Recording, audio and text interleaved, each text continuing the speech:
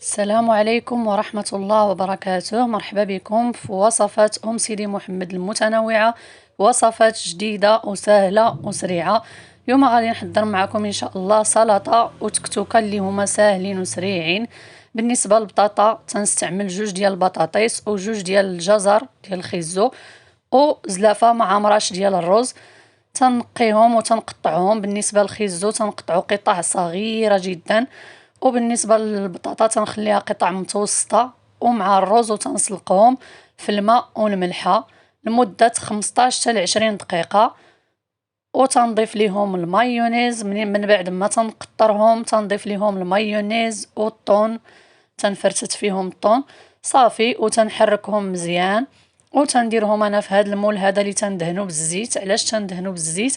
او باش ما يتلتصق لياش الرز وديك الشلاضه كامله. مهم تتجي واحد الشلاضه اللي هي سهله وسريعه وفي المذاق رائع جدا. المهم من بعد ما تنحطها في هذا الاناء تنضغط عليها وتنضغط على الجوانب تتقد، وتنحطها في هذا الصحن هذا اللي غادي نقدم فيه السلطه ديالي. مهم نتمنى تشاهدوا الفيديو من الاول الى الاخير. بالنسبه للخضار اللي غادي نضيف الباربه، وغادي نضيف الخيار ومطيشه سوغيس. هادو هما الخضار اللي غادي نضيف. ممكن تضيفوا اي خضار بغيتو. مهم بالنسبه للرز والبطاطا وخيزو تتسلقوهم في خطره واحده، راه ما تياخذوا لكمش الوقت بزاف في الطياب. منين تطفيو عليهم وتتشوفوا الى لقيتوهم نضجوا تتقلبوهم باليد ديالكم. الى لقيتوهم نضجوا صافي تتحيدوهم وتتقطروهم. الى لقيتوهم باقي تتخليوهم يزيدوا شويه وتضيفوا لهم شويه الماء الى كان خاصكم. بالنسبه للبربه انا سلقتها في الماء عادي وحيدت ليها القشره وغسلتها من طبيعه الحال قبل ما هذا، وعاوتاني عاودت ليها الغسيل فاش حيدت ليها القشره وصافي. وتنقطعها قطع مربعه وتنضيف ليها قريصه د الملحه، قريصه ديال البزار والمعدنوس مقطع واحد المعلقه تقريبا، وتنضيف ليها واحد الطريف ديال البصله مقطع قطع صغيره صافي، وقطيره ديال الخل وقطيره ديال الزيت. هادشي اللي تنضيف ليها. بالنسبه للتزيين انا زينت بالخيار كما تشوفوا امامكم وضفته حتى هو تيجي زوين في المذاق ورائع وصحي. انا تنخليه كما تشوفوا تنقطعو دواور، تنخليه بالزريعه ديالو. الا كانت الزريعه ما مارش، الا كانت الزريعه مره تتحيدوا ديك الزريعه. المهم لكم الاختيار في طريقه ديال القطيع وطريقه الاكل. وبالنسبه المطيشه سوغيس تنقسمها على جوج وتنزين بها الطبق ديالي كما تشوفوا امامكم. بالنسبه لطريقه التزيين لكم الاختيار، زينوا كما بغيتوا نتوما. تزيين تيرجع لكم نتوما تفننوا في الطبق ديالكم كما بغيتوا. المهم انا هذه هي الطريقه باش تنزين الطبق. ونتمنى منكم اللي زار القناه ديالي لاول مره فضلا وليس امرا ما تنساوش ابوني، اشتراك والضغط على الجرس باش يوصلكم اي حاجه درتها جديده في القناه. وما تنساوش لايك وشي تعليق زوين، جزاكم الله خيرا. المهم من بعد ما تتزينوا هاد السلطه هذه بهاد الطريقه هذه هي الطريقه باش نحضرها. المهم وتنوضع واحد العريش ديال المعدنوس في الوسط. ممكن توضعوا واحد نص بيضه مسلوقه، ممكن توضعوا زيتونه كحله، زيتونه خضراء. المهم في الوسط ديروا اللي بغيتوا، لكم الاختيار. انا وضعت واحد العريش ديال المعدنوس تيعطي منظر اللي هو زوين للشلاضه. هذه هي الشلاضه من بعد ما ساليتها.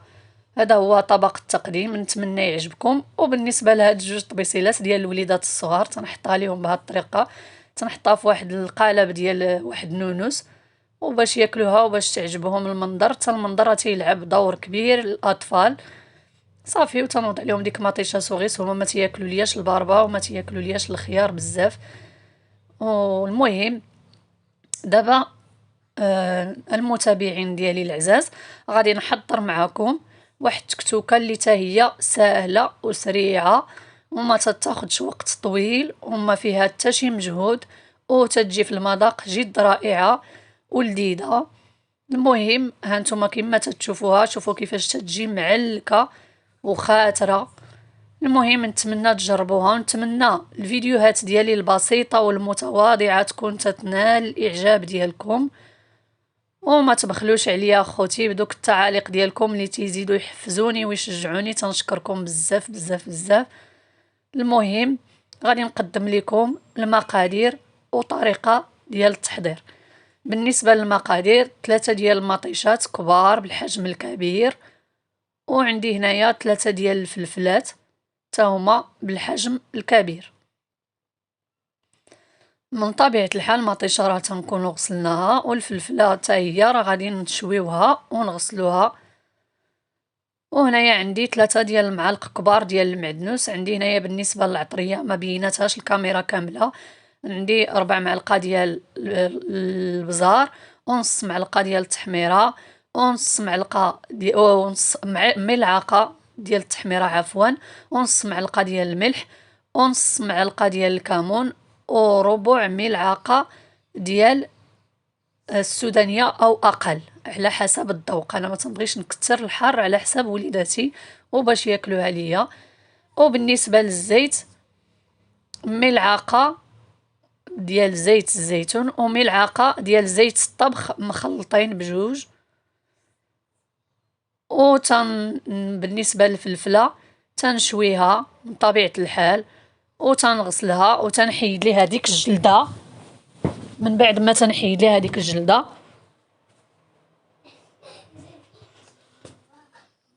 الفوقانيه تنقطعها قطع مربعه كما تتشوفوا امامكم عفوا.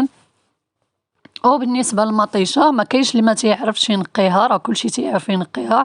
تنحيدوا ليها ديك القشره، والطريقه باش نحيدوا الزريعه راه ساهله حتى هي. تنقسموا مطيشه على جوج وتنحيدوا ليها ديك الزريعه كما تتشوفوا امامكم. تنحيدوا الزريعه اخوتي باش ما تجيش تكتوكه حامضه، ضروري تحيدوا هاد الزريعه هذه. بالنسبه اللي تيبغي ياكل الحموضه يخليها ماشي مشكل، ولكن من الاحسن تحيدوها. انا تنحيد الزريعه لا في الشلاضه لا في التكتوكه، المهم انا الزريعه ما تنخليهاش، ديما تنحيدها. من بعد ما تنحيدوا هاد الزريعه هذه كامله من هاد المطيشه كامله من 3 د الحبات، راه عندي هاد الكميه هي كبيره. بالنسبه للعباره اخوتي عندي تقريبا نص كيلو ديال المطيشه. خلاص الفلفله راه توزن خفيفه، هي راه تقريبا غير ربعه ديال الفلفله، راه عطاتني 3 د الحبات. صافي تتقطعوا ديك مطيشه قطع صغيره وتضيفوها لهاد الطنجره هذه، طنجره عاديه، وتنضيف ليها الفلفله. بالنسبه للكوكوت الا بغيتو طيبوها في الكوكوت تكونوا تسربيو راسكم، راه تطيب ما كاملاش 10 دقائق تطيب، ولكن خصكم تنقصوا عليها العافيه وباش ما تحرقش ليكم، وتضيفوا كميه الماء. بالنسبه للثوم تنضيف 3 ديال الفصوص ديال الثوم تنحكهم، ممكن تضيفوا حتى 4. الثوم راه زوين، راه تتجي لذيذه بالثوم، هي راه غير تزيدها النكهه اللي هي زوينه. من بعد ما تتحكوا هاد الثومه كامله تضيفوا من بعد ما تتحكوا هاد الثومه هذه.